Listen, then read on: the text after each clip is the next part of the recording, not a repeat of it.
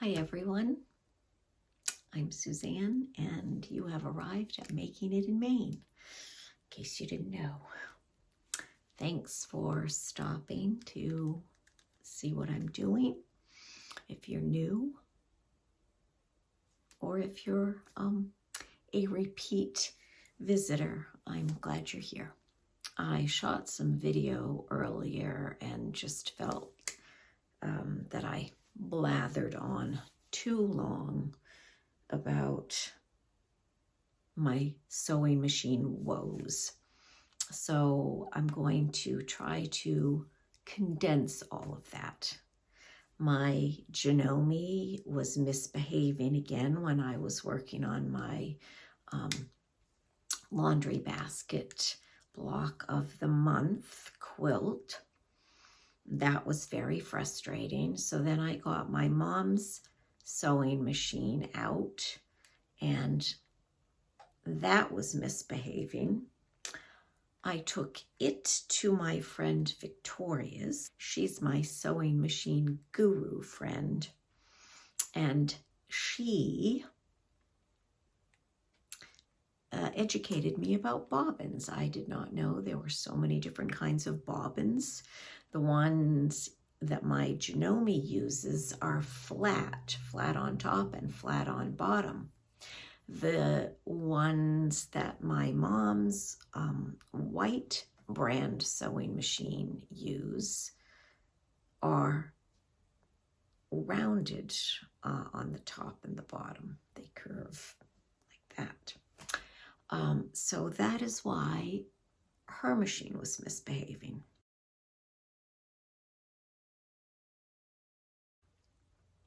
I brought it home and worked a bit with it and it seemed okay, but then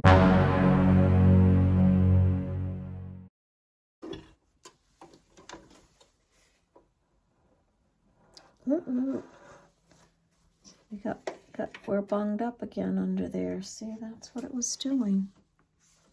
Can you see all that?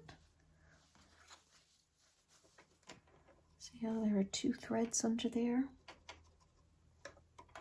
Something's not going right. Something's not going right.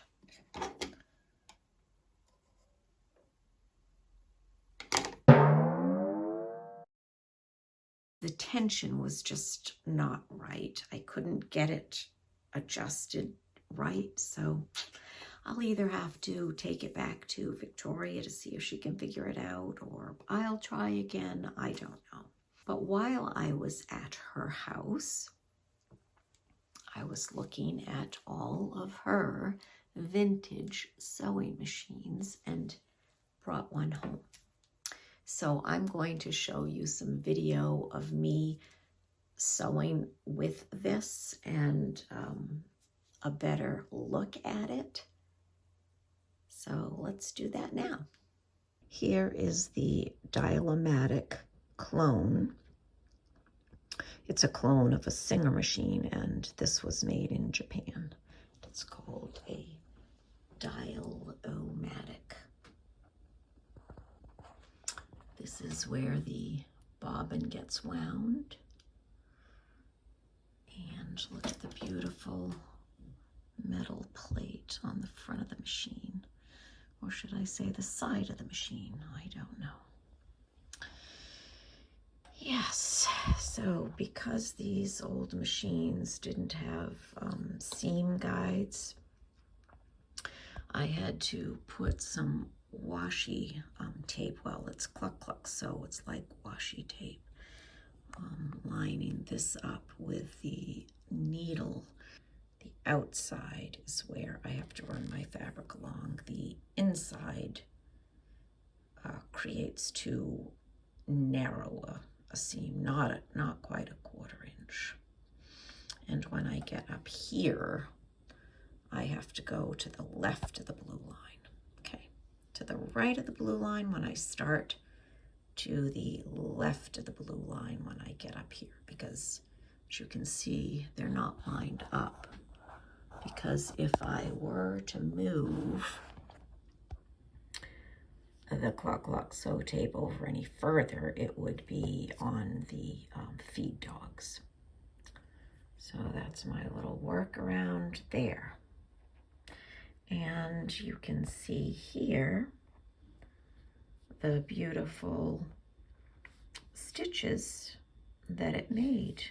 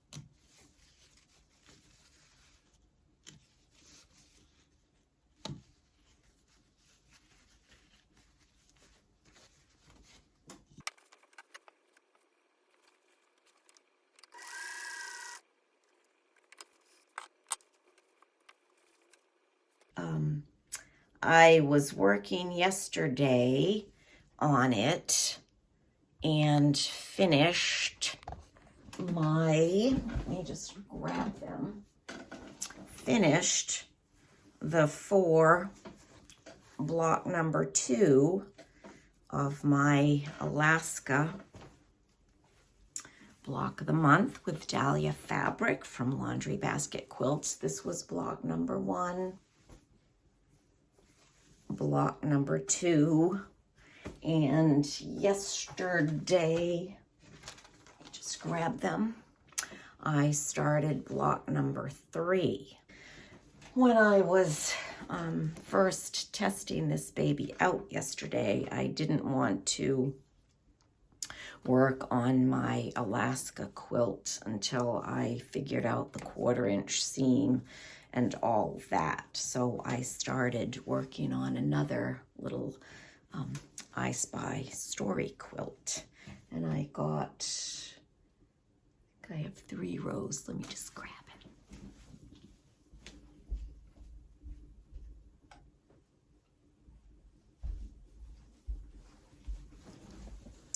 I have 3 rows sewn together, and I'm working on a 4th, and then I have fabric for 3 more rows picked out. I don't know how many rows I will do, but I had these fabrics already cut out, so I just want to get them out of the way, not have a pile of them hanging around. And I thought it would be a good leader and ender project to go along with my Alaska blocks. So that's what I'm up to today. I've been busily working on block number 3, and I have 1 all pieced. I don't know how you like to look at it, like that. Well, we can just rotate it. Yeah. So there's that, and I've got 3 halves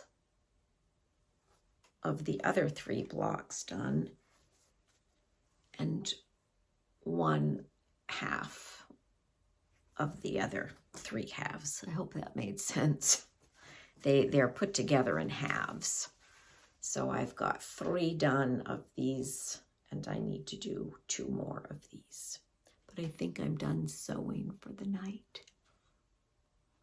I think I'm done for the night. I'll resume tomorrow. I'm going to put some links in.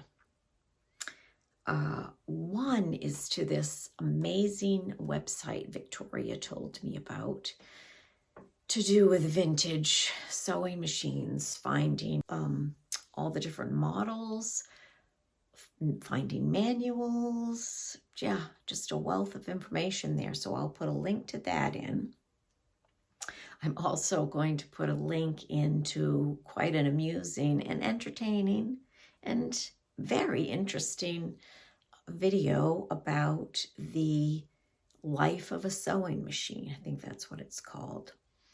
It's a bit comical and just fascinating the way the guy put it together. And yeah, there's a human sewing machine situation going on. Super cool. And you're going to see this ginormous sewing machine needle, or just needle in general. Just, it's a pretty cool little video. So those are the links I will include in the description box below. To access that, you have to look for the little word more, and you click on that and it'll show you a little blurb or any links that I include in the video. As I said, I hope you enjoyed this little ditty today, seeing this beautiful vintage sewing machine. I'm going to go to her house again and have more fun with her machines another day. I'd love it if you'd comment. Have you ever worked with a vintage machine? Do you own one? A lot of people love the featherweights. Do you have one of those? Do you buy laundry basket fabric? Do you do block of the months in kit form with already cut pieces? I'd love to know all that. And I do respond to comments. It might take me a little while sometimes, but I do like to respond to your comments. I figure if you are kind enough to comment, I'm going to show you how much I appreciate it by commenting back. I'd love it if you subscribe to my channel if you haven't done that yet. If you've already done it, super grateful. Thank you so much. I just want to get my content pushed out to more people to see if they enjoy it. If you like what you're seeing, hit the thumbs up, and that will help YouTube know that you're enjoying the channel, and that will get it out to more people also. If you want to know when another one of my videos is landing, you can hit the notifications bell. Until next time, from my heart to yours, bye for now.